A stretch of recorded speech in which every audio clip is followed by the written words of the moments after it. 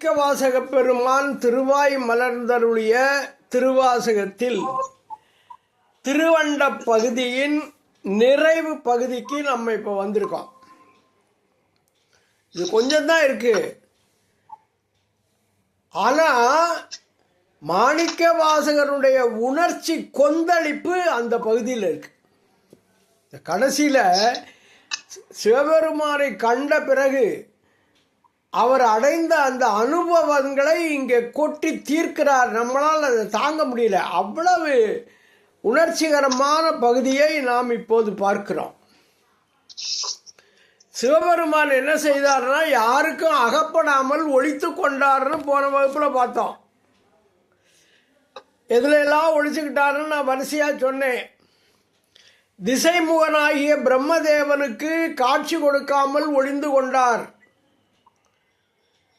சரியை கிரியை முதலிய மார்க்கங்களில் முறையாக நின்றவர்களுக்கு காட்சி கொடுக்காமல் ஒளிந்து கொண்டார். அப்புறம் உள்ளத்தில் ஏகாக்கிர சிந்தனையுடன் உறவினர்கள் கண்டு வருந்தும் அளவிற்கு யோக நெறியில் நிற்பவர்களுக்கு ஒழித்து கொண்டார். வேத நெறியில் நிற்பவர்களுக்கு அவர் காட்சி கொடுக்கவில்லை, ஒளிந்து கொண்டார். ஆகம சாஸ்திரங்களை கொண்டு அவரை அறியலாம் என்று முயன்றவர்களுக்கு அந்த ஆகம சாஸ்திரங்களுக்குள்ளேயே ஒளிந்து கொண்டார். ஐம்புலன்களும் தம்மை விட்டு வெகு தூரம் செல்ல ஊன் உறக்கம் இல்லாமல் தவம் செய்து எலும்பு மாதிரி இந்த உடம்பு ஆகி அதில் உயிர் ஊசலாடுகிற அளவுக்கு தவம் செய்தவர்களுக்கு ஒழித்து கொண்டார். கடவுள் என்று ஒருவர் உண்டு, அவர் ஒருவரே, அவர் உண்டு, கடவுள் இல்லை என்றெல்லாம் சொல்லுகிற அறிவு கொண்டு ஆராய்கிறவர்களுக்கு ஒழித்து கொண்டார். இப்படி எல்லோருக்கும் ஒழித்து கொண்ட அந்த சிவபெருமான் மாணிக்க வாசகருக்கு மட்டும் என்ன செய்தான்? மாணிக்க வாசகரை என்ன செய்தான்? இது ரெண்டு தான் இன்னைக்கு நம்ம பார்க்க போகிறது. மாணிக்க வாசகருக்கு என்ன செய்தான், மாணிக்க வாசகரை என்ன பாடுபடுத்தினான், என்ன செய்தான் என்பதைத்தான் நாம் இப்போது பார்க்க போகிறோம். தன்னேர் இல்லோன் தானே ஆன தன்மை, வரியை தேடி வச்சுக்கோங்க புஸ்தகத்தில்.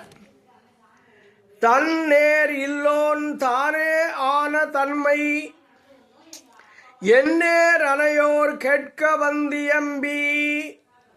தன்னேர் இல்லோன்னா என்ன அர்த்தம்? தனக்கு நிகர் யாரும் இல்லாதவன் சிவபெருமான், தன்னேர் இல்லோன். அப்புறம் தானே ஆகின என்ன அர்த்தம்? தானே ஆன தன்மை அப்படின்னா தனக்கு தானே நிகரான பெருமான். என்ன செய்தான்? என் நேர் அணையார், என்னை போன்றவர்கள், என் நேர் அணையார் கேட்க வந்து எம்பி, வந்து சொல்றான் அவனே, நான் தாண்டா சிவபெருமான், காணுமாறு வந்து எங்களுக்கு காட்சி கொடுக்கிறான். அடுத்து என்ன சொல்றாரு? அரைகூவி ஆட்கொண்ட அருளி அப்படிங்கிறாரு. இப்ப நான் சொல்ற இந்த வரிகளை எப்படி வச்சு பார்க்கணும்னா, மறையோர் கோலங்காட்டி, இந்த அரைகூவிக்கு அடுத்த வரி மறையோர் கோலங்காட்டி, மறையோர் கோலங்காட்டி அரைகூவி ஆட்கொண்டருளி எந்நேர் அனையோர் கேட்க வந்து எம்பி என்று வரிசைப்படுத்திக் கொள்ள வேணும்.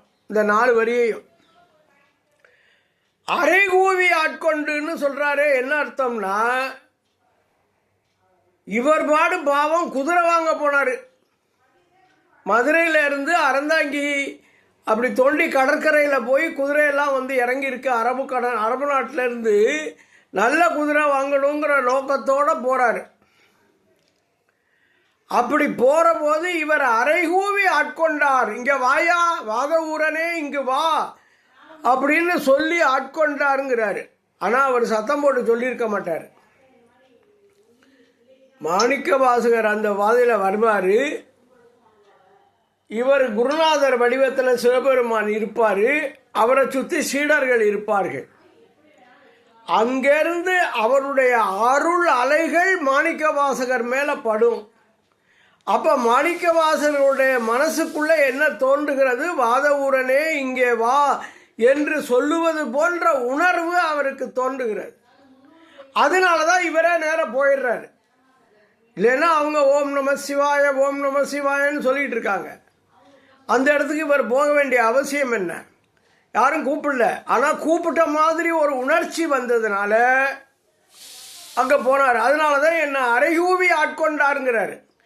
அரைகூவி ஆட்கொண்டு அருளி, ஆட்கொண்டுங்கிறதுக்கு நான் முந்தைய பொருள் சொல்லியிருக்கேன். ஆளாக கொண்டு தனக்கு அடிமையாக கொண்டான் சிவபெருமான் அர்த்தம். மறையோர் கோலம் காட்டி அருளலும். அங்க உட்கார்ந்திருந்த சிவபெருமான் மாணிக்க வாசகருக்கு என்ன கோலத்தை காட்டினார்? அம்மையப்பராக காட்சி தந்தானா? இல்ல தட்சிணாமூர்த்தியாக காட்சி தந்தானா? இல்ல பைரவராக காட்சி தந்தானா? அப்படியெல்லாம் இல்லை. எப்படி காட்சி தந்தான்னா மறையோர் கோலம் காட்டி அருளலும். மறையோர்னா அந்தணர் கோலம்னு அர்த்தம். அந்தணர் வடிவத்தை காட்டி அருளினான் அப்படிங்கிறாரு. இந்த அந்தணர்னா நீங்களா சொன்னா சரியா போச்சா சார்? அவர் அந்தணர் கோலம் தான் காட்டினாரு மாணிக்கவாசகர் எங்கேயாவது சொல்லியிருக்காரா அப்படின்னு கேட்டீங்கன்னா சொல்லியிருக்காரு. திருப்பள்ளி எழுச்சி பாட்டு ஒன்று இருக்கு. முந்திய முதல் நடு இறுதியும் மானாய் மூவரும் அருகிலர் யாவர் மற்றறிவார் பந்தனை விரலியும் நீயும் நின்னடியார் பழங்குடில் தோறும் எழுந்தருளிய பரனே செந்தழல் புரை திருமேனியும் காட்டி திருப்பெருந்துறை உரை கோயிலும் காட்டி அந்தணன் ஆவதும் காட்டி வந்தாண்டாய். அந்தணன் ஆவதும் காட்டி வந்தாண்டாய் அறமுதே பள்ளி எழுந்தருளாயேன்னு பாடுறாரு. அதனால இவர் அந்தணனாக வந்தாருங்கிறது ஒரு உறுதியா ஆரம்பத்திலிருந்து பல இடங்கள்ல பதிவு செஞ்சிட்டாரு. அதுக்கு அடுத்த வரியை பாருங்க. உளையா அன்பு என்பு உருக ஓலமிட்டு. உளையா அன்புங்கிறார். அதாவது ஒரு அன்பு நமக்கு ஒருத்தட்ட ஏற்பட்டுச்சுன்னா அந்த அன்புனால வருத்தம் வரக்கூடாது. இப்ப ஒரு மனுஷனுக்கு அவன் மனைவி இடத்துல அன்பு, அது இயற்கை தானே. ஆனால் அந்த மனைவி மறைந்து போனால் அந்த அன்பு என்ன செய்கிறது? அவனை அழ வைக்கிறது. அந்த அழ வைக்கிற அன்பு தான் உழைகிற அன்பு. இது உழையா அன்பு. சிவபெருமான் காட்டுவது உழையா அன்பு.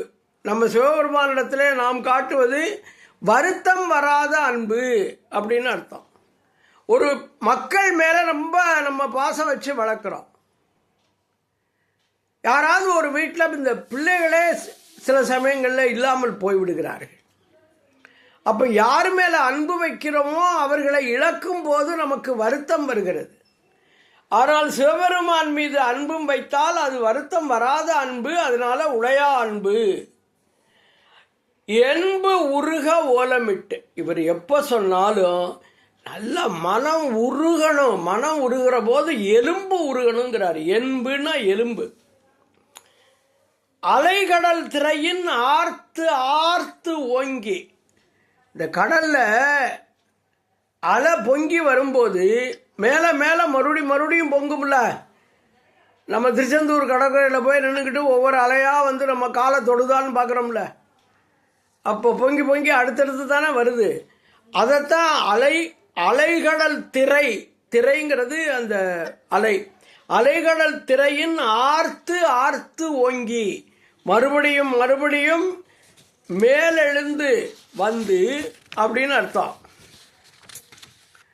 கடவுள் காட்சி கொடுத்ததால் உளையா அன்பு நிறைந்து எலும்பு உருக அதனால் ஓலமிட்டு ஆர்ப்பரிக்கும் அலைகள் நிரம்பிய கடல் போல ஆர்ப்பரித்து எழுந்து அதுக்கப்புறம் என்ன பண்றோம்? தலை தடுமாறி கீழே விழுந்து புரண்டு அலறி அப்படியே தடுமாறி போய் அந்த உணர்ச்சி மேலீட்டினால கீழே விழுந்து அலறி அந்த மாதிரி பண்ணுறோம். கடவுள் நேரம் வந்து காட்சி கொடுத்தா அப்படித்தானங்க நடக்கும்.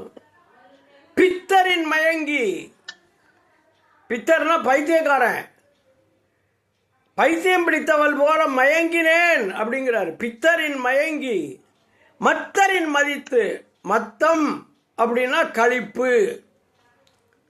என்னடா உண்மத்தம் பிடிச்சவனாட்டம் உட்கார்ந்துருப்பேன்னு கேட்பாங்க.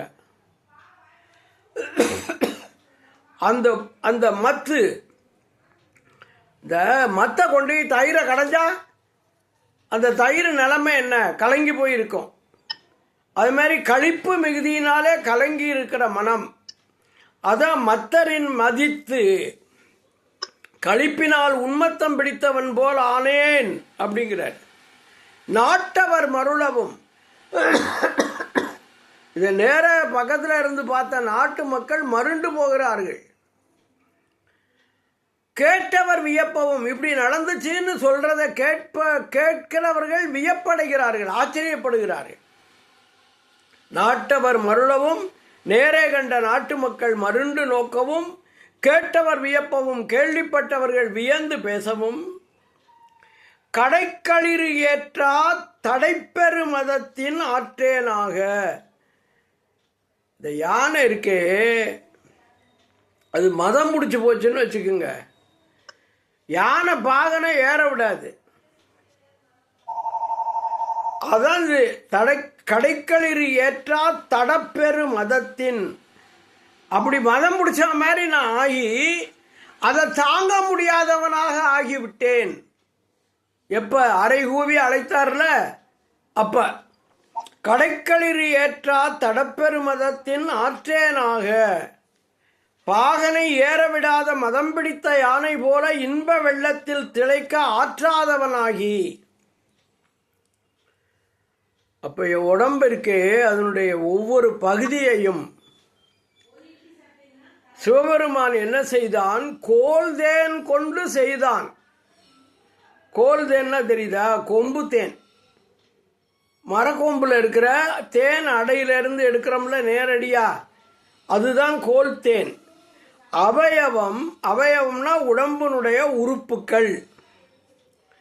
சுவை தரு, ரொம்ப சுவையாக இருக்கக்கூடிய கோல் தேன், கொம்பு தேன் கொண்டு அப்படி செஞ்சிட்டாயா என் உடம்ப. அப்ப என்ன அர்த்தம், என் உடம்பு பூரா இனிக்குது, தேனாயிருச்சு அப்படின்னு சிவபெருமான் பண்ணிட்டார். என்னுடைய உடலின் பல உறுப்புகளும் முற்றிலும் சுவை உடையதாக ஆகுமாறு கொம்பு தேன் கொண்டு செய்தான். ஏற்றார் மூதூர் எழில் நகை எரியின் வீழ்வித்து.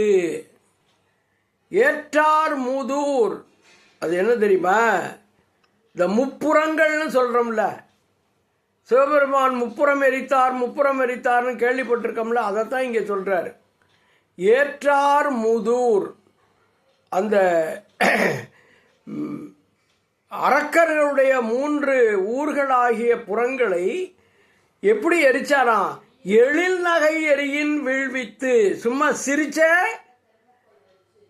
அதை எரிச்சு விட்டாரு அப்படின்னு அது ஒரு கதை உண்டு. தாருகன்னு ஒரு அரக்கன் இருந்தான். அவனுக்கு வித்துன்மாலி, தாரகாட்சன், கமலாட்சன் 3 மகன். 3 பேரும் தவம் பண்ணி பிரம்மதேவனிடத்தில் 3 கோட்டைகளை வாங்கினார்கள். தங்க கோட்டை, வெள்ளிக்கோட்டை, இரும்பு கோட்டை. இந்த 3 கோட்டைகளையும் வாங்கி கொண்டு, அந்த கோட்டைக்கு என்ன இயல்புன்னா, ஒரு இடத்துல இருந்து இன்னொரு இடத்துக்கு அப்படியே விமானம் நகர்ற மாதிரி நகர்ந்துடும், ஹெலிகாப்டர் நகர்ற மாதிரி நகர்ந்துடும்.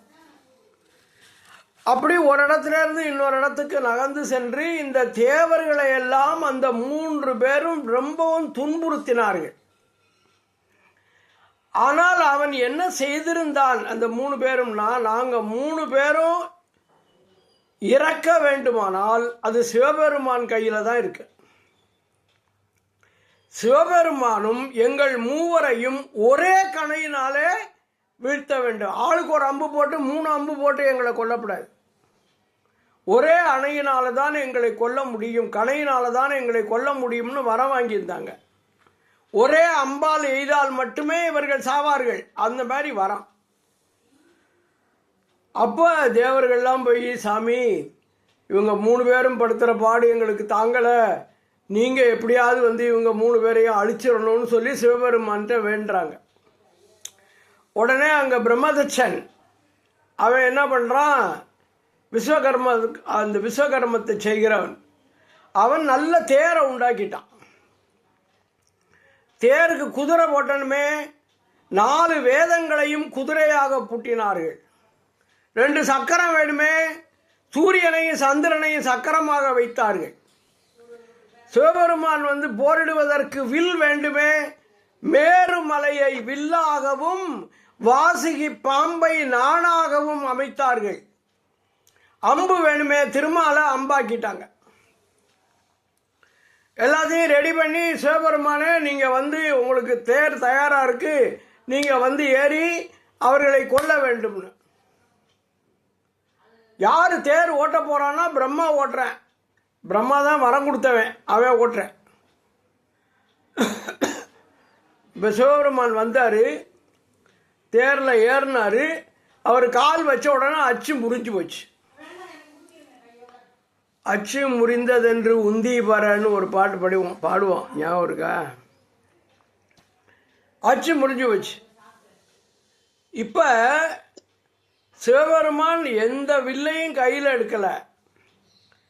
அப்படியே அந்த முப்புறமுங்களையும் பார்த்து ஒரு புன்னகை தான் செய்தார். ஒரு சிரிப்பு சிரிச்சார். சிரித்த உடனே 3 புறங்களும் எரிந்து சாம்பலாயின. அதை தாங்க இங்கே சொல்கிறாரு, ஏற்றார் முதுர் எழில் நகை எரியின் வீழ்வித்து. எழில் நகைன்னா அழகா சிரிக்கிறானா, எழில்னா அழகு, எரின்னா நெருப்பு, எரியின் வீழ்வித்து, அதில் வீழ்வித்தார் அப்படின்னு. அதுக்கப்புறம் எல்லாரையும் ஆட்கொண்ட சிவபெருமான் கடைசி நேரத்தில் சொன்னாராம், இப்போ இங்கே வந்து ஒரு நெருப்பு ஜோதி தோன்றும், அதுக்குள்ள எல்லாரும் புகுந்து என்னோட வந்துருங்க, நான் இப்போ மறைய போறேன்னு. ஆங்கு அன்று அருட்பெருந்தீயின் பெரிய தீ, அது அருட்பெருந்தீ. ரொம்ப அழகு பாருங்க வார்த்தையை. இந்த அருட்பெருந்தீங்கிற மணிவாசகருடைய வார்த்தையை தான் பின்னால வள்ளலார் எடுத்துக்கொண்டு அருட்பெருஞ்சோதி அப்படின்னு சிவபெருமான சொன்னார். அருட்பெருஞ்சோதி ஆண்டவர், அருட்பெருஞ்சோதி அருட்பெருஞ்சோதி தனிப்பெருங்கருணை தனிப்பெருங்கருணைன்னு அவர் ஒரு வாய்ப்பாடு நமக்கு தந்ததுக்கு காரணமே இந்த இடம். அருட்பெருந்தீயின் அடியோம், அடிக்குடில் ஒருத்தர் கூட விடாம, ஒருத்தரும் வளாமை ஒடுக்கினன், ஒருத்தரும் விட்டு போயிடாம எல்லாரையும் அந்த தீக்குள்ள புகுமாறு செய்தான். ஆனால் இவர் போகாமல் விட்டுட்டாரு. போகாமல் விட்டுட்டு தான் இப்போ புலம்புன்னு புலம்புறாரு. நமக்கு திருவாசகம் கிடச்சிருக்கு. திருப்பெருந்துறையில் அடியார்கள் அனைவரையும் அருட்பெருந்தியில் புகுமாறு செய்து ஒருத்தரையும் விடாமல் ஒடுக்கினான். அதான் இதுக்கு அர்த்தம். எனக்கு என்ன ஆனான்? எனக்கு தடக்கையின் நெல்லிக்கை ஆயினான். நம்ம ஒரு பழமொழி உண்டுல்ல, உள்ளங்கை நெல்லிக்கனி போலன்னு. உள்ளங்கை நெல்லிக்கனி இருக்கே, அது ரொம்ப அப்படியே கண்ணாடி மாதிரி டிரான்ஸ்பாரண்ட்டாக வந்துடும். நெல்லிக்காய் அப்படி வராது. நெல்லிக்காயிலையும் நரம்பெல்லாம் தெரியும். நம்ம எடுத்து பார்த்தோம்னா, கையில் வச்சு பார்த்தோம்னா நரம்பெல்லாம் தெரியும். ஆனால் நெல்லிக்கனியை வச்சு பார்த்தா கனி வழியாக நம்ம கையிலேக தெரியும். அதுதான் கனி. மற்றவங்களுக்கெல்லாம் நெல்லிக்கனியை கொண்டு போய் வாயில் வச்சுவிட்டார். எனக்கு உள்ளங்கை நெல்லிக்கனி ஆயினான். அப்போ கை கட்டினது வாய் கட்டுமா எட்டாதோ தெரியலையே கடவுளே, அப்படி சொல்கிறோம்ல, கை கட்டினது வாய் கட்டாதுன்னு.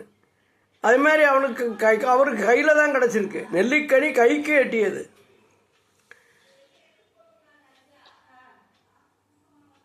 அடிகளார் கண்டது அந்தணர் உருவில் வந்த ஒரு மனுஷன். ஆனா அவர் என்ன சொன்னாரு? கடவுளை கண்டேன்னு சொன்னார்ல, அப்படிதான் சொல்றாரு. அப்பனா உள்ளங்கையில நெல்லிக்கனி இருந்தா தான் அதுக்குள்ள இருக்கிறது தெரியும். அது மாதிரி அந்தணர் வடிவத்தில் வந்த மனிதனுக்குள்ளே இந்த கடவுள் இருக்கிறார் என்பதை இவர் கண்டுகொண்டார் என்பதுக்கு தான் இந்த உதாரணம். எனக்கு உள்ளங்கை நெல்லிக்கை ஆயினன் அப்படின்னாரு. உள்ளங்கையின் நெல்லிக்கனிக்குள்ளே பார்ப்பது போல மானிட உருவிற்குள் இறைவனை கண்டார். அப்படி கண்டதுனாலதான் சிவன் என நானும் தேரினன் காண்க அப்படின்னு பின்னால பாடுறார். சொல்லுவதறியேன் வாழி முறையோ, ஐயோ என்ன நடந்துச்சுன்னு என்னால் சொல்ல முடியலையே அப்படின்னு புலம்புறார். அப்படி ஒரு அனுபவம், தனக்கு நிகழ்ந்த இறை அனுபவத்தை எப்படி இருந்தது என சொல்வது நான் அறிய மாட்டேன். ஒன்றும் இல்லைங்க, ஒரு புருஷனும் பொண்டாட்டியும் தனிச்சு இருக்காங்க, இன்பம் அனுபவிக்கிறாங்க. அடுத்த நாள் காலையில் எதையும் நேற்று நீங்கள் இன்பம் அனுபவிச்சீங்களே எப்படி இருந்துச்சுன்னு கேட்டால் சொல்ல வருமா? கணவனும் மனைவியும் அடைகிற இன்பத்தை அவர்கள் அனுபவிக்க முடியுமே தவிர இப்படி இருந்ததுன்னு சொல்ல முடியாது. அப்போ சிற்றின்பத்தையே சொல்ல முடியாத போது இந்த பேரின்பத்தை மாணிக்க வாசகரால் எப்படி சொல்ல முடியும்? அதனால சொல்லுவது அறியேன் அப்படின்னு இங்கே புலம்புறார். தரியேன் நாயேன், தரியேன்னா என்னால் தாங்க முடியலையா நீ என்ன பண்ணது. இப்போ என்ன பண்ணியிருப்பாருன்னு நமக்கு புரியல. அவர் பாட்டு சொல்லிட்டு இருக்காரு, ஆற்ற மாட்டாமல் சொல்கிறாரு, நமக்கு கொஞ்சம் தான் புரியுது. தரியேன் நாயேன், என்னால் தாங்க முடியலையே, நாய் போன்ற என்னால் தாங்க முடியலையே, தான் என்னை செய்தது தெரியேன், நீ என்ன பண்ணேன்னு எனக்கு தெரியலையே, ஐயோ நான் செத்தேன்.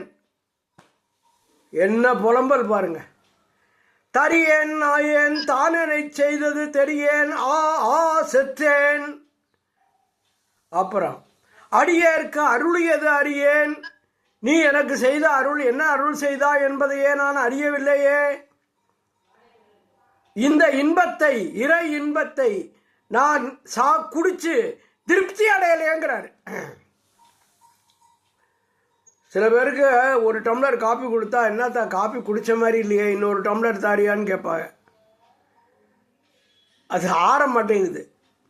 அது மாதிரி அடியேற்கு அருளியது அறியேன், பருகியும் ஆறேன். அதை குடிச்சும் கூட எனக்கு திருப்தி இல்லை. ஆறேன்னா திருப்தி அடையிறேன்னு அர்த்தம். வயிறார சாப்பிட்டேன் அப்படின்னா வயிறு திருப்தி அடையும்பாறு சாப்பிட்டேன்னு அர்த்தம். ஆறேன்னா திருப்தி அடையலேன்னு அர்த்தம். விழுங்கியும் ஒல்லகில்லேன், நான் வாய்க்குள்ளே போட்டு முழுங்கிட்டேன், அது வாய்க்குள்ளேயும் போகல வெளியிலையும் வெளில மாட்டிக்கிட்டு முழிக்குது. விழுங்கியும் ஒல்லகில்லேன், தவிக்கிறேன், முழுவதும் விழுங்கவும் முடியாமல் விடவும் முடியாமல் தவிக்கிறேங்கிறது தான் ஒல்லகில்லேன். அப்புறம் செழுந்தன் பார்க்கடல் திரை புரைவித்து, செழுமையான குளிர்ந்த பார்க்கடல், செழும் தன், செழுமையான நிறைய இருக்கக்கூடிய பால், தண்ணுனா குளிர்ச்சியான. பண்டிதமணி கதிரேசன் செட்டியார் ஒரு ஆட்சி வீட்டுக்கு போயிருந்தாராம்.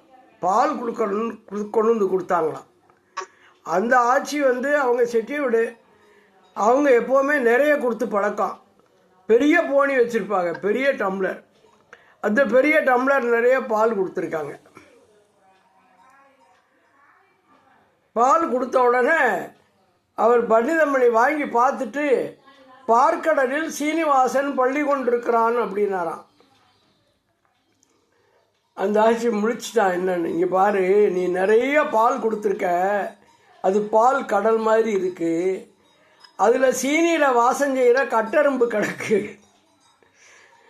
அதான் பால் கடலில் சீனிவாசன் பள்ளி கொண்டிருக்கிறான். அந்த பால் நிறைய இருக்குல்ல, அது மாதிரி இது செழுந்தண் பார்க்கடல் திரை புரைவித்து, இந்த பார்க்கடலில் அலை உண்டாக்கி, திரைனா அலை, உவாக்கடல். உவாக்கடல்னா என்ன தெரியுமா? பௌர்ணமி நிலவு அன்னைக்கு இந்த கடல் என்ன செய்யும்? கொஞ்சம் அதிகமாக கொந்தளிக்கும். கடலுக்கு இந்த முழு சந்திரன் மேலே ஆசை போல இருக்கு, காதல். அதனால இந்த கடல் அப்படியே கொந்தளிக்கிறது. உவாக்கடல். முழு சந்திரன் இருக்கிற பௌர்ணமி நாளில் எழும்புகிற கடல் போற நல்லு நீர் உள்ளகம் தழும்ப இன்னமுதம் எனக்குள்ளே பொங்கி வழிய. நல்லு நீர் அப்படின்னா இன்னமுதம், உள்ளகம் ததும்ப எனக்கு உள்ளே பொங்கி வழிய. அப்புறம் சொற்களால் விவரித்து சொல்ல முடியாத அப்படிங்கிற பொருள்ல வாக்கிறந்த. வாக்குன்னா சொல்றது, வாக்கு இறந்தனா சொல்ல முடியாத. வாக்கிறந்த அமுதம் மயிர்கால் தோறும் தேக்கிடச் செய்தன. உடம்புல இருக்கிற ஒவ்வொரு முடி, அதுல ஒவ்வொரு இடத்துலையும் என்ன எனக்கு வந்துருச்சு? அமுதம் நிறைச்சிட்டேன். சிவபெருமான் முழுக்க முழுக்க அமுதத்தை கொண்டாந்து நிறைச்சிட்டாயா. மாக்கிறந்த அமுதம் மயிர்கால் தோறும் தேக்கிடச் செய்தனன், தேங்கும்படி செய்தான். கொடியவனான என்னுடைய ஊந்தலை குரம்பை தோறும் நாய் போன்ற கடையேனாகிய கொடியவனுடைய தசை பொதிந்த உடம்பு முழுவதும். ஊன்தலை அப்படின்னா தசை பொதிந்த, குரம்பை உடம்பு. கொடியேன் ஊந்தலை குரம்பை தோறும் நாய் உடல் அகத்தே, நாய் போன்ற என்னுடைய உடலின் உள்ளே அற்புதமான அமுத குரம்பை கொண்டு, என்னுடைய குரம்பையை கொண்டு இந்தேன் பாய்த்தி. தேனை பாய்ச்சினாயா, தேனா எனக்கு அப்படியே என் உடம்பு பூரா பாயிற மாதிரி எனக்கு இருக்கு. இந்தேன் பாய்த்தி நிரம்பிய அற்புதமான அமுத தாரைகள். நம்ம அமுதம் பார்த்ததே இல்லை, அவர் அனுபவிச்சு சொல்ற மாதிரி சொல்றார். அற்புதமான அமுத தாரைகள் எற்பு துளை தோறும் ஏற்றினன். எற்புனா எலும்பு. எலும்புல இருக்க ஒவ்வொரு துளைக்குள்ளையும் இந்த அமுத தாரைகளை இன்ஜெக்ட் பண்றானா. ஊசி வச்சு செலுத்துற மாதிரி அமுத தாரைகளை ஏற்றுகிறான், அவனே ஏற்றி விடுகிறான். நாய் போன்ற கடையேனாகிய கொடியவனுடைய தசை பொருந்திய உடம்பு முழுவதும் இனிமையான தேனை பாய்ச்சி அற்புதமான அமுத தாரைகள் எலும்பு துளை தோறும் ஏற்றினான். அதுதான் இதுக்கு பொருள். அப்போ அடிகளார் இறைவனை அந்தண வடிவில் கண்டு அவரை நெருங்கும் போது அவர் உடம்பில் தெய்வீக அலை நிரம்பியது காரணமாக அமுதம் நிறைந்தது, தேன் நிறைந்தது. அமைச்சர் அடிகளாராக மாறினார். அவ்வளவுதான், மாறி போயிட்டார். இனிமே அவர் போக மாட்டார். என் உடல் உயிர் ஆவி எல்லாம் உனக்கு சமர்ப்பணம்னு அந்த சிவபெருமான் காலில் விழப்போறார்.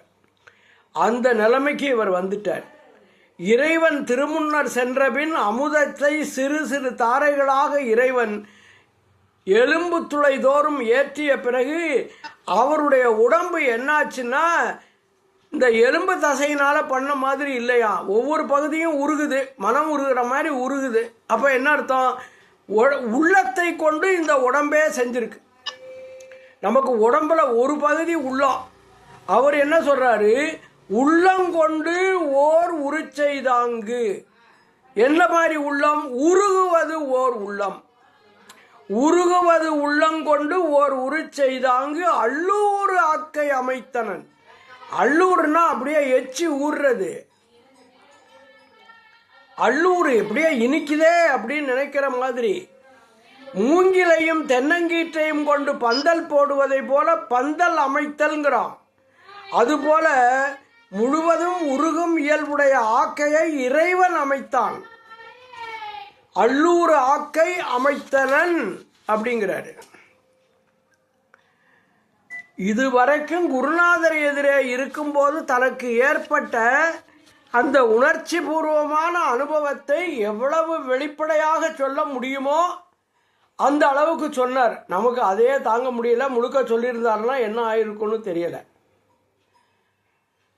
ஒள்ளிய கண்ணல் கனிதேர் களிறு என கடைமுறை என்னையும் இருப்பது ஆக்கினன். ஒள்ளிய அப்படின்னா ஒளிமிக்க. கண்ணல், கண்ணல்னா கரும்பு. கனி அப்படிங்கிறது விளாம்பழம். இந்த யானை இருக்கே, அதுக்கு கரும்பு கொடுத்தாலும் சரி விளாம்பழம் கொடுத்தாலும் சரி சந்தோஷமாக சாப்பிட்றோம். அதை சாப்பிட்டு அது அப்படியே கழிச்சு போய் கிடக்கும், கழிப்பேறிடும். கண்ணல் கனி தேர், கரும்பும் விளாம்பழமும் சாப்பிட்ட களிறு யானையை போல கடைமுறை என்னையும் இருப்பது ஆக்கினன். ஒளிமிக்க கரும்பையும் விளாம்பழத்தையும் சாப்பிடக்கூடிய யானை எவ்வளவு மகிழ்ச்சியோடு இருக்குமோ அது மாதிரி மகிழ்ச்சியாக தலைமுறையாக நான் மரணமில்லா பெருவாழ்வு பெற்றி உலகத்தில் இருப்பதாக ஆக்கினான். என்னையும் இருப்பது ஆக்கினன்னு சொல்றாரு. இந்த இருப்பதுங்கிற சொல் ரொம்ப முக்கியம். நம்மெல்லாம் பிறக்கிறோம், இறந்துடுறோம், நம்ம உடம்பை கொண்டு எரிச்சிடுறாங்க. அப்போ நம்ம அதுக்கப்புறம் இருப்போமா? நம்ம இருக்க மாட்டோம். ஆனால் ரொம்ப ஞானிகள், யோகம் செய்தவர்கள், அவருடைய உடம்பு அழியாது, உடம்பு நிலையாக இருக்கும். அப்படி நிலையாக இருக்கிற ஒரு மரணமில்லா பெருவாழ்வை ஒவ்வொருவரும் பெற்றுக்கொள்ள வேண்டும் என்று வள்ளலார் நமக்கு உபதேசம் செய்தார். அந்த மரணமில்லா பெருவாழ்வு தனக்கு கிடைக்கும்படி செய்தார் என்பதைத்தான் இங்கே மாணிக்க வாசகர் சொல்ல வருகிறார். ஒள்ளிய கண்ணல் தேர் களிறு என கடைமுறை என்னையும் இருப்பது ஆக்கினன். இங்கேயே இருக்குமாறு, நிலையாக இருக்குமாறு, மரணமில்லா பெருவாழ்வு பெற்று இருக்குமாறு என்னை செய்து விட்டான் என்று சிவபெருமானை புகழ்ந்து தள்ளுகிறார். கருணை வான் தேன் கலக்க, எனக்குள்ளே என்னில் கருணையை கலந்து அருளோடு ஒப்பற்ற மேலான அமுதமாக கலக்க அருளோடு பராமுது ஆக்கினான். ஒரு மேலான அமுதமாக என்னையும் மாற்றிவிட்டான். யார் மாற்றினார்? இவ்வளவு தூரம் யாருன்னு சொல்லலை, இப்போ சொல்றாரு. பிரம்மன் மால் அறியா பெற்றியோனே, பிரம்மனும் திருமாலும் காண முடியாத பெருமை உடைய சிவபெருமான் இப்படியெல்லாம் என்னை செய்தான் என்று தன்னுடைய உணர்ச்சிகளை வெளிக்காட்டிய பகுதி இந்த திருவண்ட பகுதியினுடைய கடைசி பகுதி. இது அந்த உணர்ச்சியோடு நாம் படித்தால் நாமும் அனுபவிக்கலாம், இறையருளை பெறலாம் என்று கூறி உங்களிடமிருந்து விடைபெற்றுக் கொள்கிறேன். நன்றி, வணக்கம்.